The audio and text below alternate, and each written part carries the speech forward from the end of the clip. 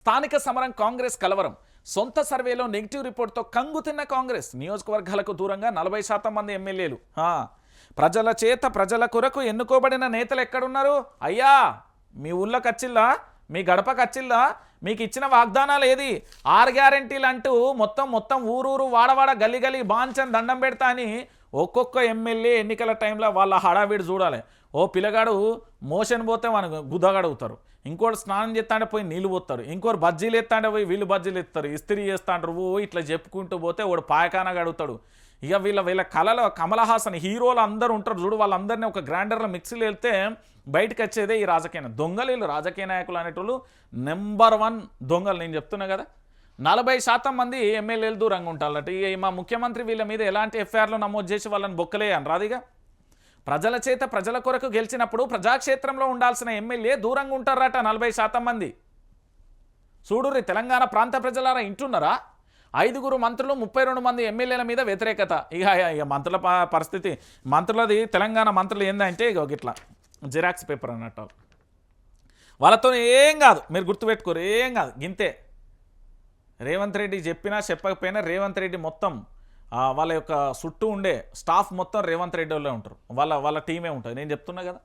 అయిపోయింది ఇక 32 మంది ఎమ్మెల్యేలు ఇక ఈ ఎమ్మెల్యేలకు సంబంధించి మనకు తెలియదేమని ఓడు భూ కబ్జా చేస్తాడు ఇంకోటి వచ్చేసి ఇక రకరకాల ఒక్క దోపిడా 2 రూపాయలు ఎట్లా చెప్పగలుగుతాం 1-2 అంటే మనం ఏమన్నా చెప్పగలుగుతాం అన్ని దోపిళ్ళల్లో వీళ్ళ యొక్క హస్తం ఉంటుంది వీళ్ళ బ్యాక్ బోన్ వీళ్ళే ఫ్రంట్ అంతా వాళ్ళ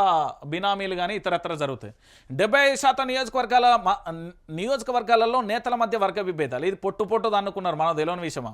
వరంగల్లో కొండా మురళి వర్సెస్ నాయని రాజేందర్ వర్గం నడుస్తుంది కదా ప్రభుత్వ అసమర్థత బయటపెట్టిన కేటీఆర్ హరీష్ రావు ఈ స్థితిలో ఎన్నికలు ఎదుర్కోవడం కష్టం పార్టీకి నష్టం మీనాక్షి సమీక్షలు వ్యూహకర్త ఐవీఆర్ సర్వేలలో తేలింది అందుకే ఎన్నికల బాధ్యతలకు దూరంగా రేవంత్ రెడ్డి అంటూ కూడా చెప్తున్న పరిస్థితి కనబడుతుంది ఏమైతుంది గ్రామీణ తెలంగాణలో కాంగ్రెస్ ప్రభుత్వం అంటేనే ప్రజలు చీదరించుకుంటున్నారా మంత్రులు ఎమ్మెల్యేలు నియోజకవర్గాలకు దూరంగా ఉండడం పార్టీ నాయకులలో వర్గపోరులో ప్రజలలో పార్టీ బాగా చులకనైపోయిందా 18 నెలల కాంగ్రెస్ ప్రయాణంలో అడుగడుగున ప్రతికూల సంకేతాలు కనబడుతున్నాయా ఇప్పుడు పరిస్థితులు స్థానిక సంస్థల ఎన్నికలకు వెళ్తే ఉన్న పరువు కాస్త గంగలో కలిసిపోతుందా అంటే అంతర్గతంగా నిర్వహించిన 3 సర్వేలు ఇవే చెప్తున్నాయి వామ్మో నేను పోను ఊరుకు అంటాడు మా ఎమ్మెల్యే సాబ్ ఇప్పుడు ఎమ్మెల్యేలు పోతే ఒకప్పుడు పూలదండలు పడ్డాయి ఇప్పుడు ఏం పడతాయని ఎక్స్పెక్ట్ చేస్తున్నా పడాలి అదే పడాలి అవే పడాలి ఏం ఆలోచిస్తారు గవ్వే పడాలి పూలదండలు కాదు ఇక అవే పడాలి అట్లయితేనే మా వాళ్ళు సోయికెత్తారు ఇగో ఓ అవ్వ ఇగో ఒక పెద్ద ఆయన చెప్తాడు ఇది 6 గ్యారెంటీల కార్డు అండి ఇది కాంగ్రెస్ పార్టీ అధికారంలోకి వచ్చిన తర్వాత నెరవేర్చకపోతే నా దగ్గరికి రండి అని చెప్తాడు మరి ఏమైందండి ఎడబోయిందండి చెప్పండి ఏమైంది ఇక ఇంకొక ఆయన వాడు నాకైతే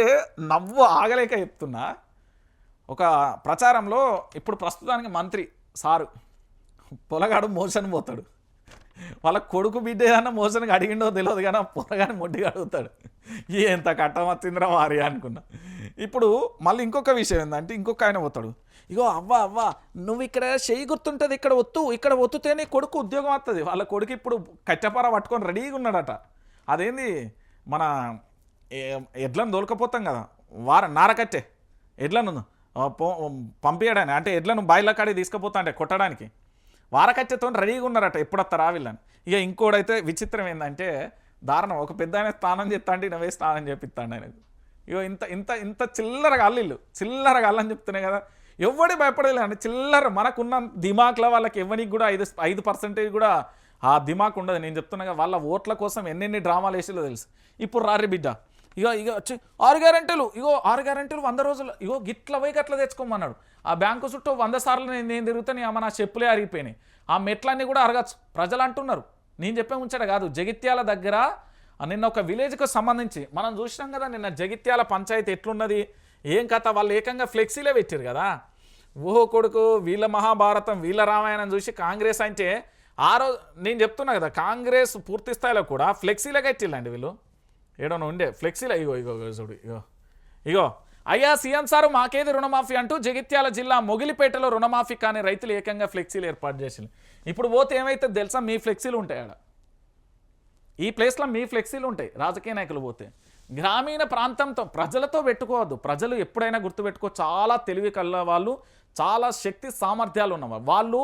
ఏదో ఇలా ఒక మాట అనంగానే నమ్ముతారు అనుకోవద్దు. నిజం నిలకడ మీద ఎట్లా తెలుస్తో చాలా మౌనంగా తెలంగాణ ప్రాంత ప్రజలు. ఈ గడ్డకు ఒక అద్భుతం ఉంది, మీకు తెలుసో లేదో.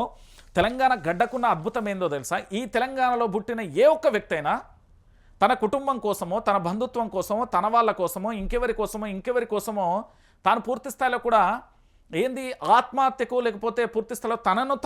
తనువు చాలించుకోడు. కానీ ఈ గడ్డ కోసం 1200 మంది విద్యార్థులు, 1969లో 500 మంది. అంటే ఒకసారి మీరు అందరూ కూడా ఆలోచించండి, ఎంత పౌరుషం ఉన్న గడ్డ.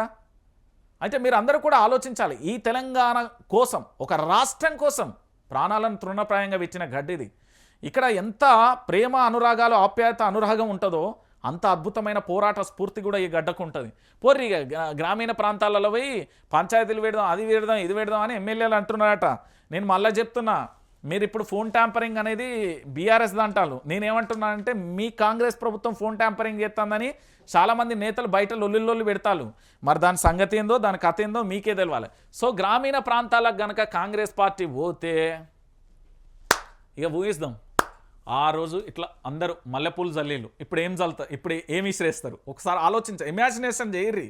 ఊకే మనం వాళ్ళ ఎమ్మెల్యే వచ్చిండు, మంత్రి వచ్చిండు, ముఖ్యమంత్రి వచ్చిండు, బంతిపూలే పడితే అనుకోవద్దు. ఈసారి ఏదైనా పడవచ్చు, ఏమైనా కావచ్చు, ఏదైనా కావచ్చు. 2 కాళ్ళకు ఉండేటి అయినా కావచ్చు, లేకపోతే ఇంకోటైనా కావచ్చు.